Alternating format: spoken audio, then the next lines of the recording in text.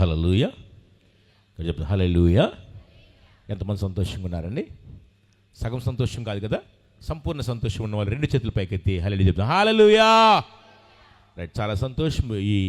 ఈ సభలకి ఆఖరి రాత్రి, ఆఖరి సభ అయితే జ్ఞాపకం చేసుకోండి, ఇది ఆఖరి కాదు, ఇది ఆరంభం. హల్లెలూయా కదా.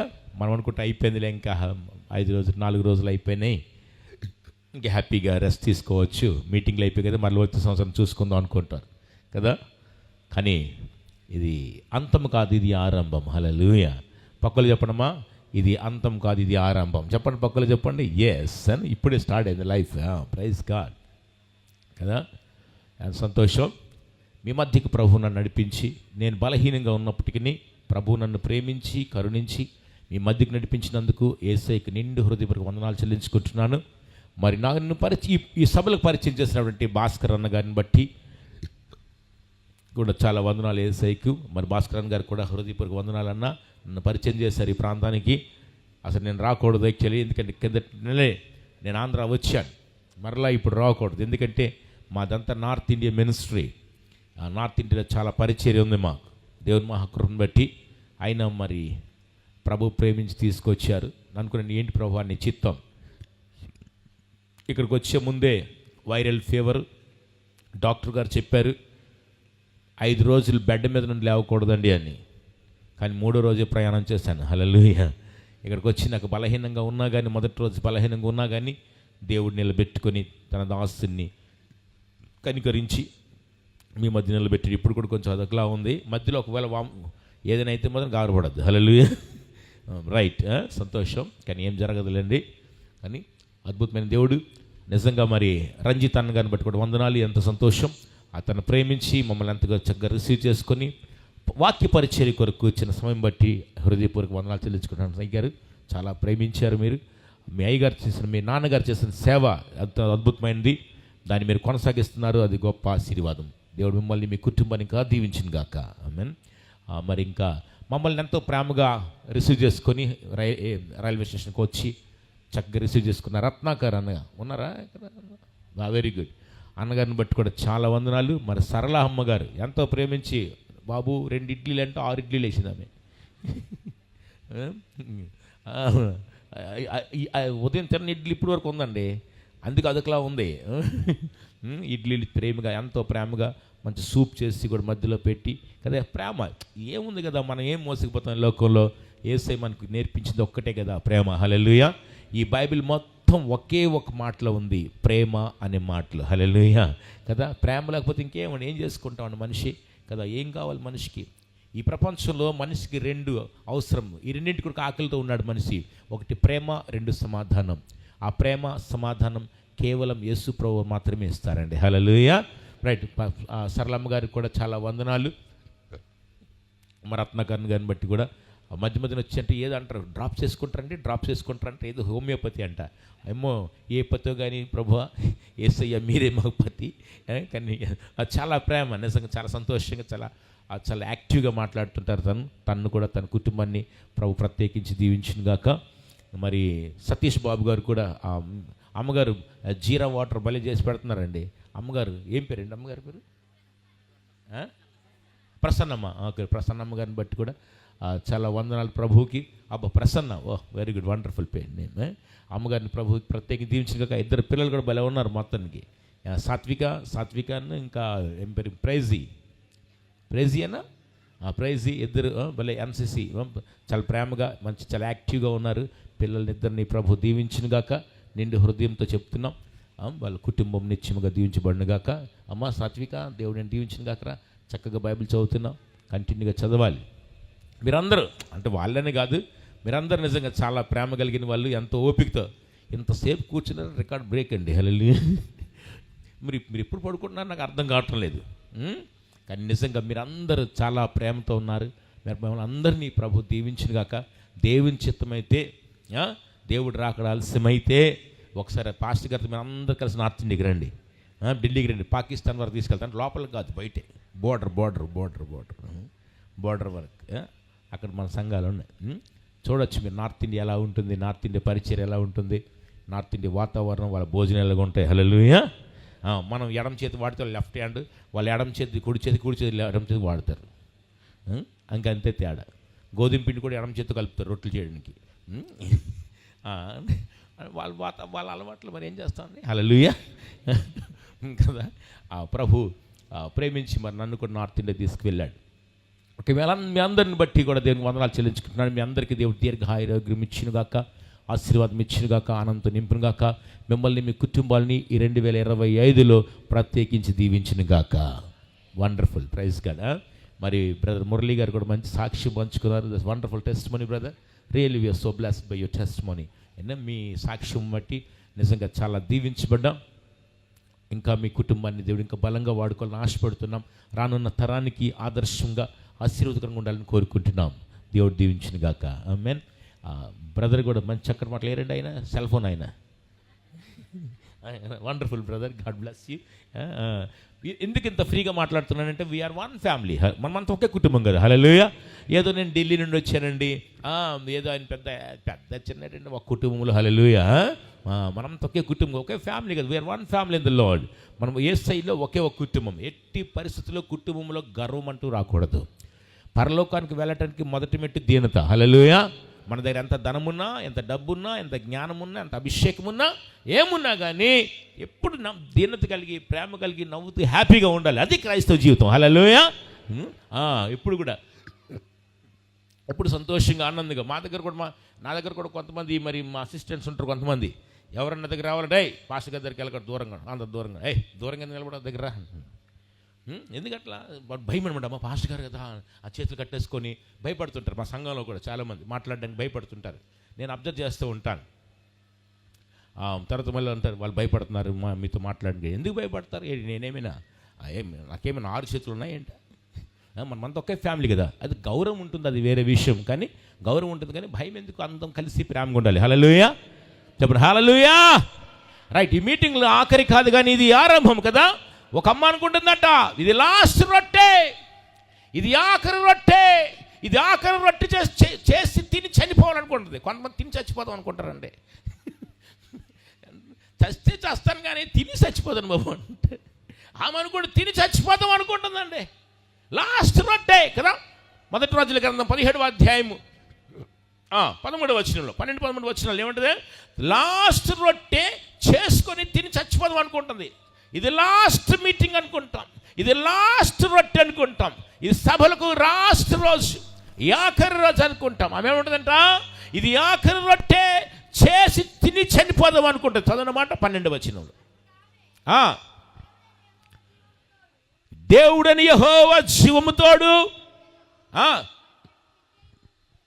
తొట్టెలో పట్టెడు పిండి,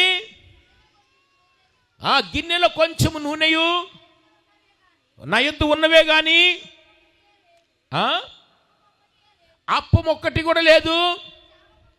చావక ముందు ఇంటికి పోయి వాటిని చేసి నాకును నా బిడ్డకును సిద్ధము చేసుకొని. అదండి దాని అర్థం ఏంటంటే చావక ముందు రొట్టె చేసుకొని చచ్చిపోవాలనుకుంటున్నాం. లాస్ట్ రొట్టె, ఇది ఆఖరి రొట్టె. అయితే దైవజనుడని ఏలియా అక్కడికి వెళ్ళి అంటాడు, అమ్మా భయపడవద్దు, పోయి నీవు చెప్పినట్లు చేయము. జ్ఞాపకం చేసుకున్న ప్రియులారా, ఏలియా దైవజనుడు అక్కడ వెళ్తున్నప్పుడు కదా, ఆమె కట్టెలు వేరుకుంటుంది. రొట్టె చేసుకుందాం, ఆఖరి రొట్టె చేసుకొని చచ్చిపోదామని, తిని చనిపోవాలనుకుంటుంది. ఎందుకంటే ఆ రోజుల్లో వర్షాలు లేవు. 3.5 సంవత్సరాలు వర్షం బంద్, కరువు కాలము. కొంచెం పిండే, కొంచెం నూనె ఉంది. దైవజనుడని ఏలియా వెళ్ళంటాడమ్మా, త్రాగటానికి కొంచెం నీళ్ళు ఇస్తావా?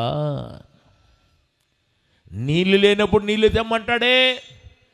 అలాగేనయ్యా నీళ్ళు ఇస్తానయ్యా అని ముందుకు వెళ్తుంటే, అమ్మా వస్తూ ఒక రొట్టె కూడా తీసుకురా అమ్మా అన్నాడు.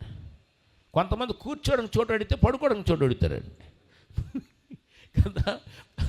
మొదటేమో నీళ్ళు అడిగాడు, బాగుందండి. ఇప్పుడేమన్నాడంట, వస్తూ ఒక రొట్టెని తీసుకురా. అప్పుడు ఆమె అంటదయ్యా, యెహోవా జీవము తోడు, నా దగ్గర పట్టెడు పిండే కొంచెము నూనె మాత్రం ఉంది. ఆఖరి రొట్టె చేసుకొని నేను నా బిడ్డ తిని చచ్చిపోదాం అనుకుంటున్నాము. మొదట ఎదుట మరణం ఉంది, భవిష్యత్తు మరణంలో కనిపిస్తూ ఉంది, భవిష్యత్తు శూన్యంలో కనిపిస్తూ ఉంది, భవిష్యత్తు చీకట్లో కనిపిస్తూ ఉంది. కొన్నిసార్లు మన జీవితంలో భవిష్యత్తు శూన్యంగా కనిపిస్తుంది, భవిష్యత్తు మరణంలో కనిపిస్తుంది. కానీ భయపడవద్దు. కొన్నిసార్లు అనుకుంటాం, నా జీవితం అయిపోయిందే, అయ్యో నేను ఎంత కష్టపడ్డాను కదా, నా ప్రయాసం అంతా వ్యర్థమైపోయిందే, నాకు సరైన జీవితం లేదే, నా కుటుంబం నాశనం అయిపోయిందే, అయ్యో నా బిడ్డల జీవితం పాడైపోయిందే, నా జీవితం పాడైపోయిందని కొన్నిసార్లు బాధపడుతుంటాం. ఆమె కూడా అనుకుంటుంది, ఇది లాస్ట్ రొట్టె, ఆఖరి రొట్టె. దైవజనుడు అంటాడు, నువ్వు చెప్పినట్టే కానీ ఫస్ట్ నాకు తీసుకురా అన్నాడు. హల్లెలూయా. ఆమంటది లాస్ట్ రొట్టె, దైవజనుడు అంటాడు ఫస్ట్ రొట్టె. ఆమంటది ఆఖరి రొట్టె, ఈయన అంటాడు మొదటి రొట్టె అంటాడు. ఆమె లాస్ట్ అంటది, ఈయన ఫస్ట్ అంటాడు.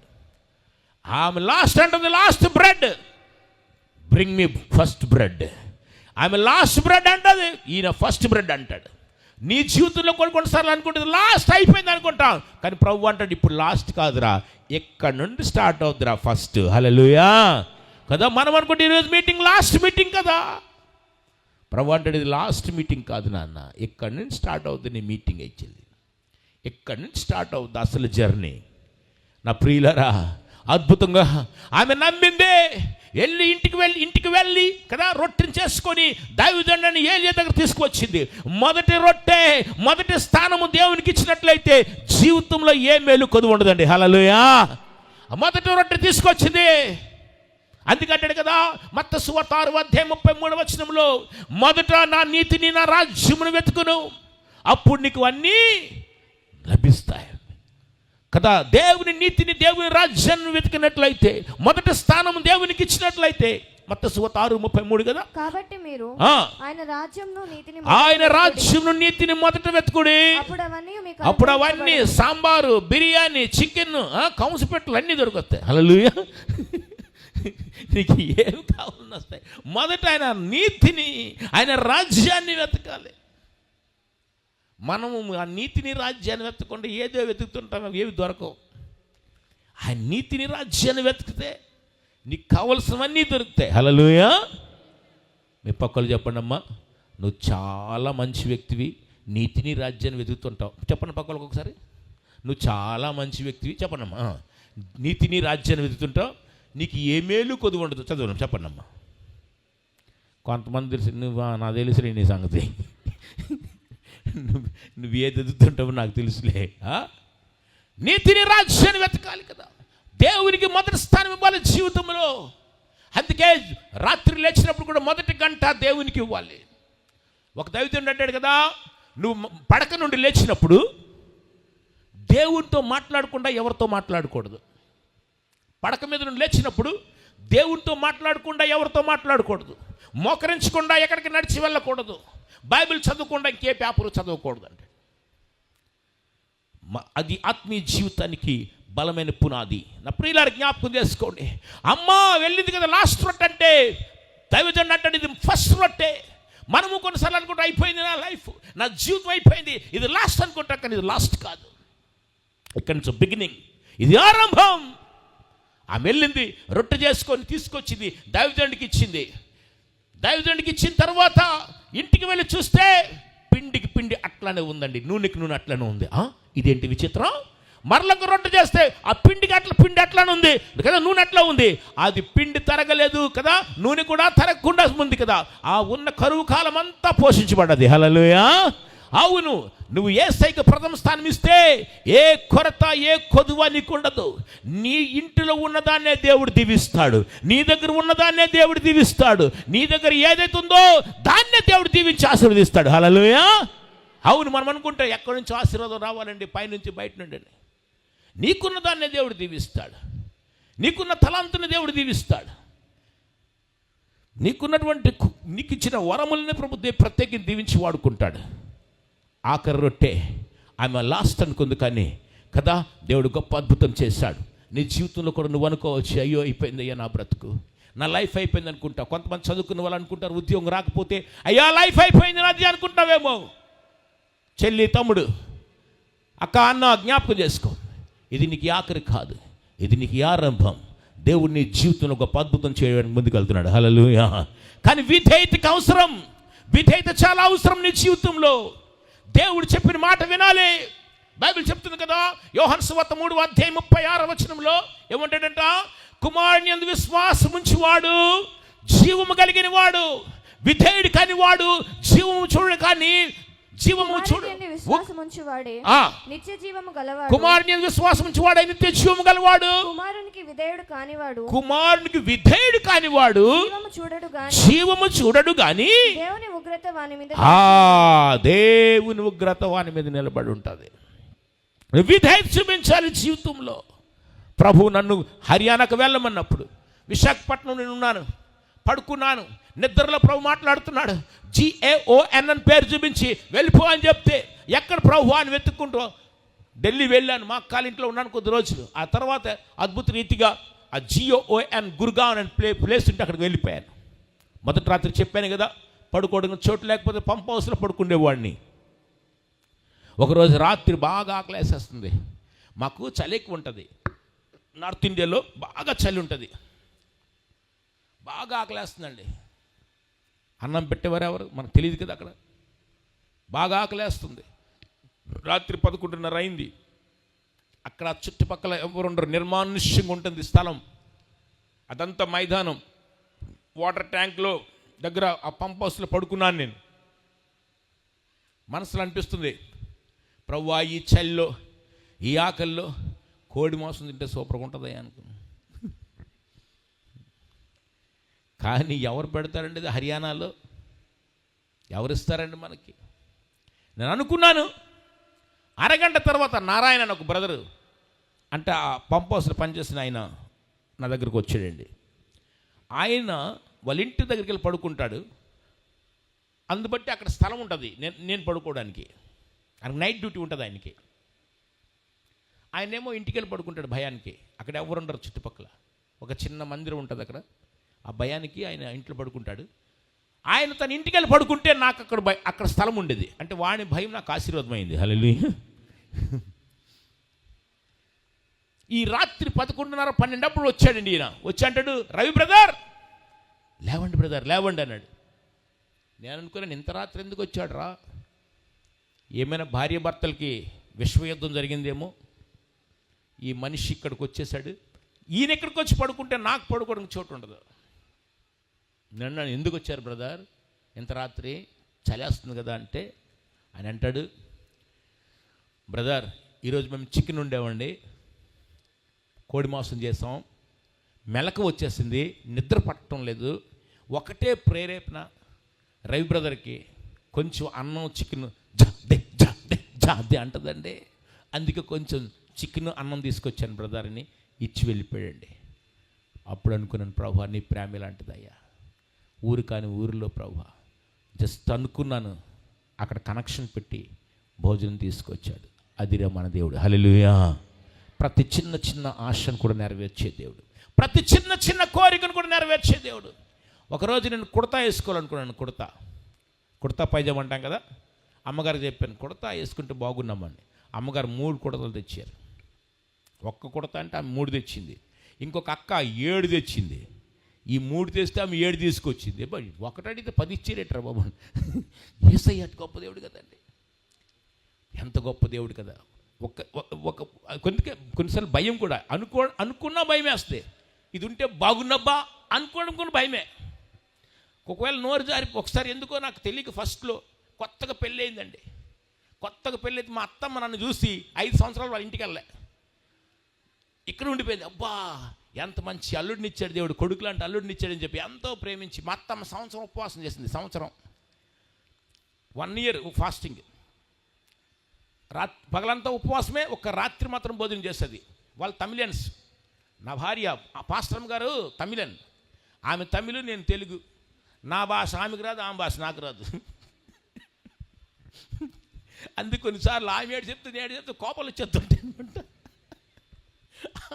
ఆ తర్వాత నేను కొంచెం పర్లేదు, ఎందుకంటే ఆలోచిస్తాను ఈ అమ్మ ఈ మీద చెప్తున్నట్టుంది అని కొంచెం ఆమె అరుస్తుంటుంది. తర్వాత ఆమె కొంచెం అర్థం, ఇదే మరి. అది కొన్నిసార్లు మనకు అర్థం కాకపోతే ఏదో పిచ్చిలా ఉంటుంది. అందుకే మా కుటుంబం భారతదేశ త్రివర్ణ జెండాలా ఉంటుంది. ఆమె తమిళ్, నేను తెలుగు, మా పిల్లలు హిందీ. అల్లి చాలా విచిత్రంగా ఉంటుంది మా ఫ్యామిలీ. హల్లెలూయా. దేవుడు చాలా కృప కలిగింది దేవుడు. అందుకే కొన్నిసార్లు నాకు ఏ సరిగా అర్థం కాకపోతే మాకు కింద ఆఫీస్ రూమ్ ఉంటుంది, కొంచెం పెద్దగా ఉంటుంది రండి. మన చర్చ్ కొంచెం పెద్దగా ఉంటుంది దేవుని కృప బట్టి.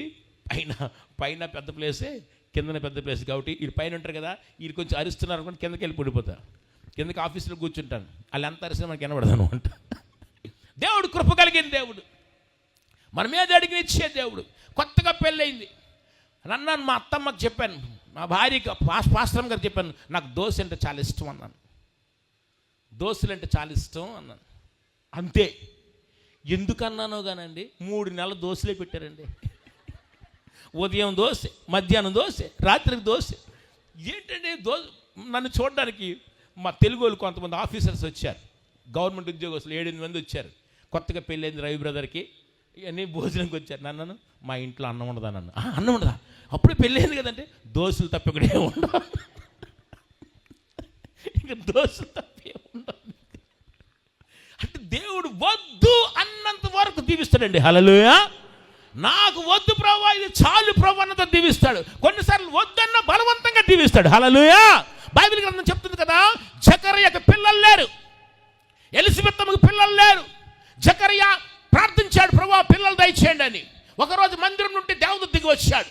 గాబ్రియల్ దేవదూత దిగి వచ్చి ఏమన్నాడంట, జకర్యా నీ ప్రార్థన ఆలకించాను, నీకు నేను కుమారుని అనుగ్రహిస్తున్నానంటే జకర్యా అంటాడు, నేను నమ్మను అన్నాడు. నేను నమ్మను. నమ్మవా? నిన్ను దీవించాలని అనుకుంటున్నాను, నీ కుమారుని వాళ్ళని అనుకుంటున్నాను, నువ్వు నమ్మవా? నేను నమ్మను, నేను వృద్ధుడిని అయిపోయాను.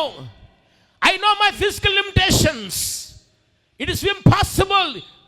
నా మానవ ఋతు చక్రం ఆగిపోయింది, నేను వృద్ధుడిని అయిపోయాను, నాకు పిల్లలు పుట్ట నాకు తెలుసు, నేను నమ్మను. నమ్మవా? నువ్వు నమ్మటం లేదు కాబట్టి నువ్వు మూగవాడైపోతావు. ఆయన మూగవాడైపోయాడు. ఇగో నేను గాబ్రియల్ దూతను నిన్ను దీవించాలనుకుంటున్నాను, నిన్ను ఆశీర్వదించాలనుకుంటున్నాను అన్నాను. నువ్వు మూగవాడైపోతావు, నీ కొడుకు పుట్టినంత వరకు నువ్వు మూగవాడైపోతావు.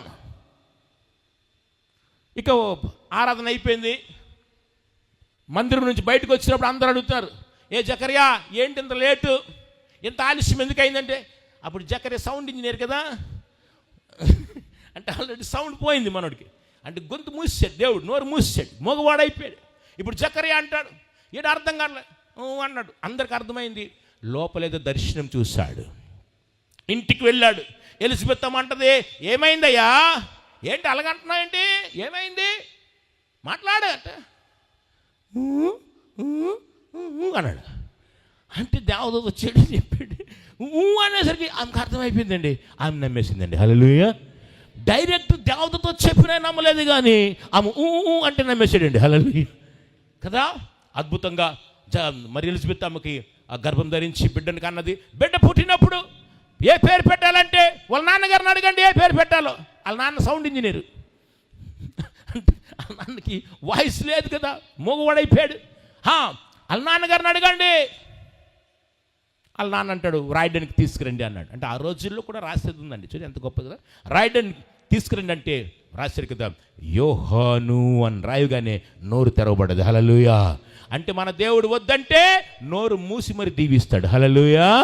పక్కలు చెప్పండి అమ్మా, వద్దన్నవా నోరు మూసి దీవిస్తాడు. చెప్పండి పక్కలు చెప్పండి. వద్దన్న కానీ నోరు మూసి దీవించే దేవుడు, బలవంతంగా దీవించే దేవుడు. పక్కలు చెప్పండి మా, మన దేవుడు బలవంతంగా దీవిస్తాడు. చెప్పండి పక్కలకి. హల్లెలూయా. అయ్యా పక్కలు చెప్పండి అయ్యా, మన దేవుడు బలవంతంగా దీవిస్తాడు. చెప్పండి పక్కలకి. హల్లెలూయా. వద్దు అన్న కానీ కదా నోరు మూసి దీవించే దేవుడు ఆయన. హల్లెలూయా.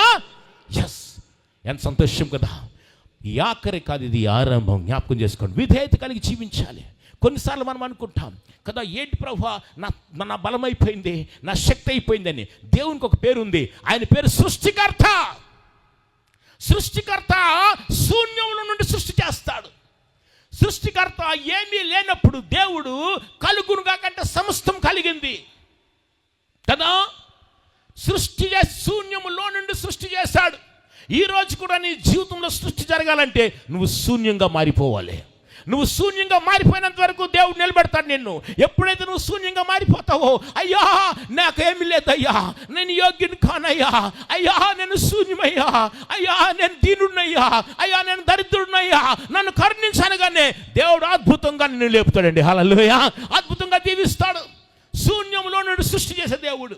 ఒకసారి దేవుడు ఇశ్రాయేలు ప్రజలకు చెప్పాడు, ఏమని?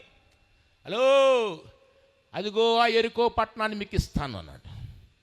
కానీ ఒక కండిషన్. దేవుడు మీకు అన్నీ ఇస్తాడు, కానీ కండిషన్ పెడతాడు. ఏంటి ఆ కండిషన్ అంటే, ఎరుకో గోడల మీద 2 కార్లు వెళ్ళిపోతాయి. గోడలు అంటే ఇలాంటి గోడలు కాదండి, ఈ 9 ఇంచుల గోడలు కాదు. గోడ మీద 2 కార్లు వెళ్తాయి. అంటే ఎంత లా ఉంటుంది గోడ. అటువంటి గోడలు పడగొట్టాలంటే సామాన్యమైన విషయం కాదు. అయితే దేవుడు మాట్లాడుతున్నాడు, ఇదిగో యెహోషువా, ఈ గోడలు నేను పడగొడతా, యెరికో పట్టణాన్ని మీకు ఇస్తాను. కానీ ఏంటో తెలుసా,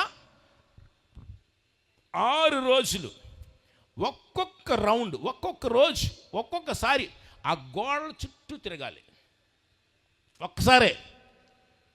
అది కూడా ట్రైనింగ్ ఇచ్చాడండి దేవుడు. ఒకేసారి రన్నింగ్. కొంతమంది అండి రన్నింగ్కి వెళ్తారండి, ఒకేసారి రన్నింగ్ చేద్దాం అనుకుంటారు, 2 కిలోమీటర్లు మూర్చపోయి పడిపోతారు, మైకం వచ్చేస్తుంది. కొంచెం స్లోగా డెవలప్ చేయాలి. అందుకే దేవుడు కూడా ఏం చేస్తాడంటే 6 రోజులు ఒక్కొక్క రోజు ఒక్కొక్క రౌండ్ కొట్టండి, కానీ 7వ రోజు మాత్రం 7 రౌండ్లు కొట్టమన్నాడు. ఈ 7 రౌండ్లకు ముందు ప్రాక్టీస్గా 6 రోజులు ప్రాక్టీస్ చేయమని చెప్పాడు. లేదంటే మరి మూర్చిపోతారు కదా. 7వ రోజు 7 రౌండ్లు కొట్టాలి. ఆ 7వ రౌండ్లో బోరలు ఊదమని చెప్పాడు. మొదటి రోజు ఒక రౌండ్ కొట్టారు, బాగుంది, వెళ్ళారండి, రౌండ్ కొట్టారు. అయితే ప్రభు ముందే చెప్పాడు, నోళ్ళు మాత్రం తెరవద్దు, తెరిస్తే 7వ రౌండ్లో మాత్రం కేకలు వేయాలి, యెహోవాయే జయమిచ్చును అని కేకలు వేయాలి.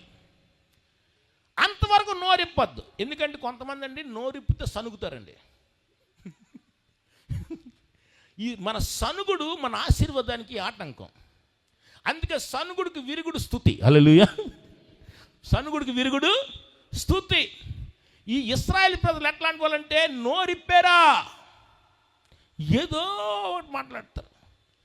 కొన్నిసార్లు మన మాటలు మన ఆశీర్వాదానికి ఆటంకం. అందుకే మాటలు చక్కగా ఉండాలి. హల్లెలూయా. అందుకే ఎప్పుడు పాజిటివ్గా మాట్లాడాలి. పాజిటివ్ అవుద్ది, నా ప్రభు ఇస్తాడు, నా ప్రభు చేస్తాడు, ఇది సత్యమే, ఇది సంభవమే అంటున్నాలి. ఇంపాసిబుల్ నో అనే మాట దేవుని దగ్గర లేదు. అందుకే ఇది జరగదు, ఇది అవదని ఎప్పుడు అనకూడదు.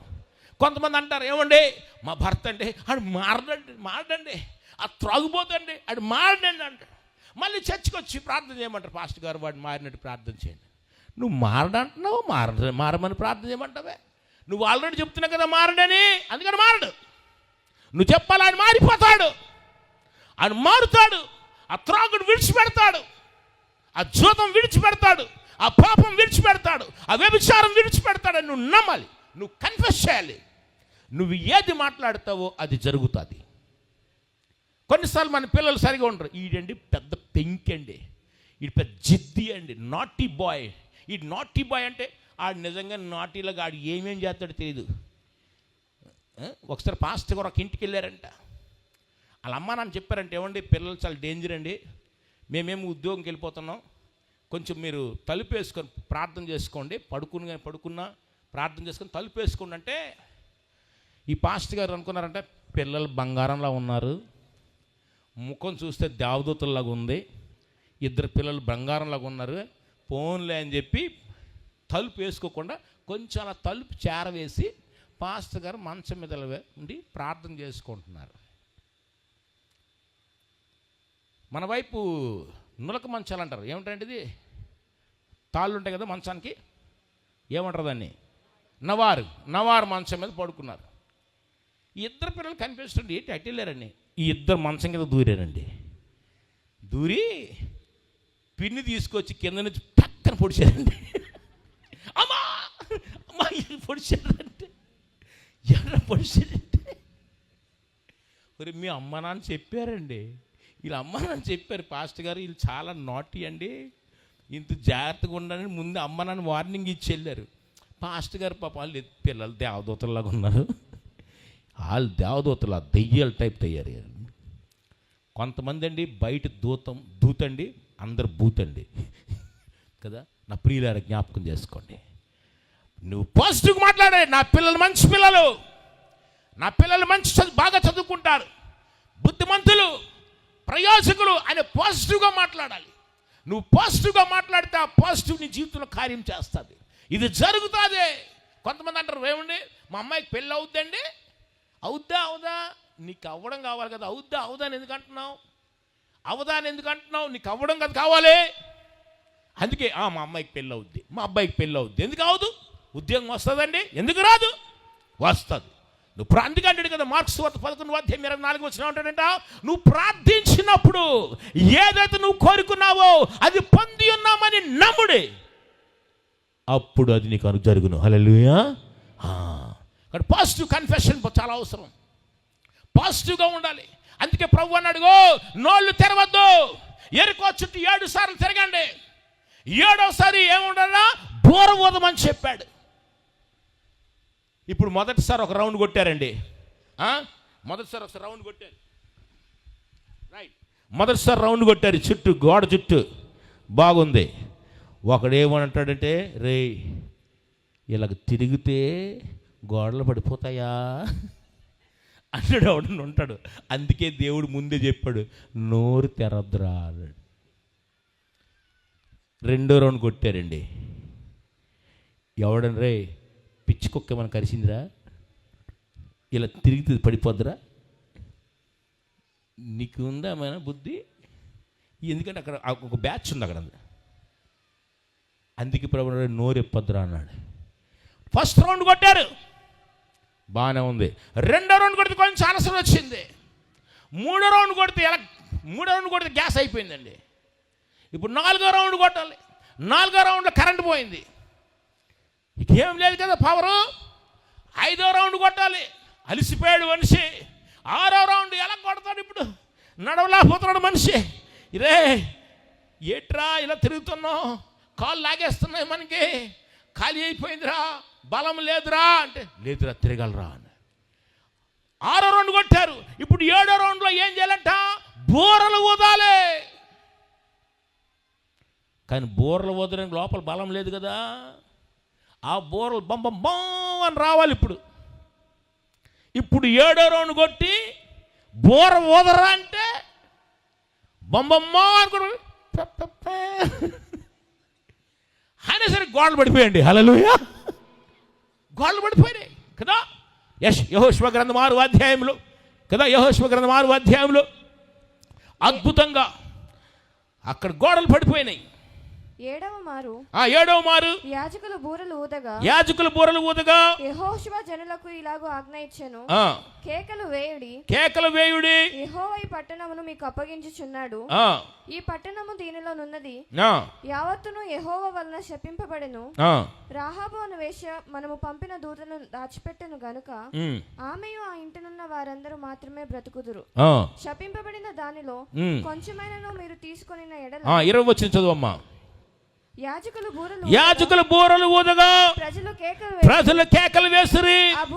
ఆ బూరల ధ్వని వినినప్పుడు ప్రజలు ఆర్భాటంగా కేకలు వేయగా హల్లెలూయా, ప్రాకారాలు కూలిపోయినాయి. నా ప్రియులారా, విధేయత చూపించి దేవుని మాట ప్రకారంగా జీవించినట్లయితే నీ ఎదుటిన్నటువంటి ఎటువంటి ప్రాకారాలైనా అవి కూలిపోతాయి, పగిలిపోతాయి.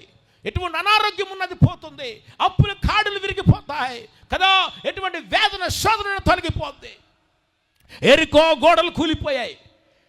మొదటి రోజే కూల్చేస్తే వీళ్ళు ఏమంటారు తెలుసా?